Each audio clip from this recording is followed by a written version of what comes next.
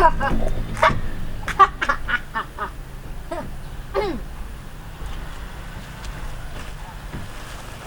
ยโอ้อาจารย์พอเดี๋ยวมาอย่างนี้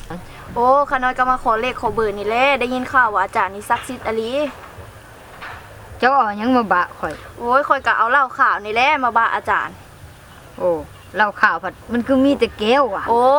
เทื่อเดียวแก้วมาก่อนถ้าถึกเลขขน้อยสิเอามาเต็มแก้วเลยสรุปนี้ให้ดมเอาแล้วเนาะโอ้ให้ดมก่อนแล้วอาจารย์โอ้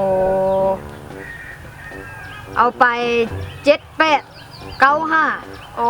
7895เป็นบ่อาจารย์ถึกเป็นบ่ตอนแรกนี่ถึกโอ้ขอบใจพระอาจารย์หลายๆเด้อบ่ถึกแหละมาจุที่ค่อยทิ่มโลดโอ้ผู้นี้เลยมาขอหยังโอ้ยอาจารย์เอ้ยขน้อยก็มาขอเคยได้ผูนี่เล็กขน้อยน่ะมีได้ผูเลยจักสิเลยจักได้ผูน้ำมูน้ำคู่อาจารย์ซอยได้บ่เอานี่น้ำมันหอมไปทาฮะเอาน้ำมันหอมไปทาเวลาเจ้าไปลิ้นนี่เจ้าทาใส่รถทาตลอดเลยบ่อาจารย์ทาตลอดเวลาไปใส่ในทาตลอด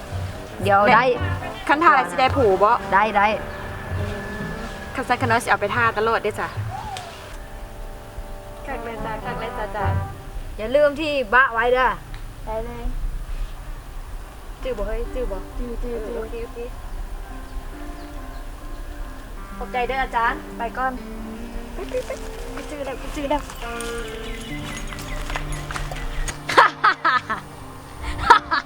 เฮ้ยอาจารย์คือมาอารมณ์ดีแท้โอ้ยกูเห็นเนาะโอ้หน้าอาจารย์กวนตีนเนาะโอ้กูเห็นตัวมาขอยังมื้อนี่ก็มาขอเลขนี่ได้โอ้ยช่วงนี้ทุกข์แฮงจ่ายเบี้ยให้ผู้สาวหลายบ่มีเงินเลยช่วงนี้เนาะกันเบิ่งโตนี่เปดุบ่ละช่วงนี้โอ้อาจารย์มึงคือฮู้อาจารย์โอ้กูเป็นอาจารย์ได้กูเห็นโอ้หน้าอาจารย์กวนตีนเนาะโอ้เอามาตีเลขฮะเลขวะโอ้เดี๋ยวกูจดให้โอ้คักแหละโอ้บิ๊กอาจารย์คักเว้ยเอาไป5โต71122ห่วยมันคือมาบอกหลายโตแท้นี่เอามันจึงรวยไว้ซื้อเลข5โตเอา2โตมันได้ถึกน่ะเอาขอบใจอาจารย์โอ้อย่าลืมมาบะเด้อมาหยังมาขอเลขแล้วก็ขอผัวเฮียนจนเมื่อยแล้วนี่บ่ได้ผัวจ้าเถื่อเงินคำกับบ่มีเม็ดน้ำเฮือนเม็ดน้ำเฮียนขอนี่กว่าเลขกับผัวค่ะขอได้แต่อย่างนึงสิเอาเลขคือสิเอาผัวเอาผัวเอาสาเอาผัวจะมีเงินเอาผัวเอาให้แน่ได้บ่อาจารย์เขาว่าอาจารย์นี่อุ้ยศักดิ์สิทธิ์ขอหยังก็ได้แบบตามที่ขอโอ้ก็แนวมันอยู่แล้วเฮ็ดได้ซ่านเขาว่าสิมาขอมาหยังก็บ่มาขอจ้าเทื่อเลือดตลอดอย่างนี้อีกได้เขาแห้งเดี๋ยวนี้ค่ะโอเคนบเอาเดี๋ยวค่อยสิปุ๊บกันอันนั้นให้นี่น้ำหอมใส่หัวผู้ชายผู้บ่าวเห็นผู้บ่าวมักโอ้ยเขียวกับน้ำหอมใส่โทษป้าโธ่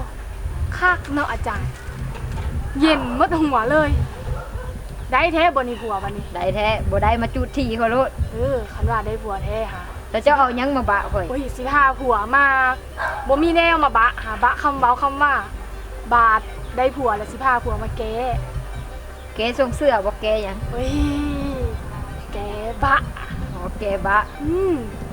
สิฆ่างัวกับฆ่าไก่ให้กินมาเด้ออาจารย์โชคดีคือกันอาจารย์เอาไปก้อนแก้วเหล้านี่ก็บ่มีน้ำเนาะโอ้มื้อนี้อาจารย์ขน้อยเงินหมดมื้อนี้นะสิมาขอเงินนำอาจารย์มีหยังให้บ่ยกมาขอเงินมึงก็อยากได้อีหยังอ้าวอยากได้เลยเนาะมีแนวอยากได้หลายอย่างเลยจักเมียจักลูกจักหยังหลายอย่างเฮือนซ่านนั่นแหละหมดกุฏิกูก็ยังบ่มีเดี๋ยวนี้ให้เฮ็ดได้ซะอาจารย์มีแนวให้บ่เอาไปหายืมเงินเขาซื้อเลขก็สิเอาเลขให้ยืมเงินเขาซื้อเลข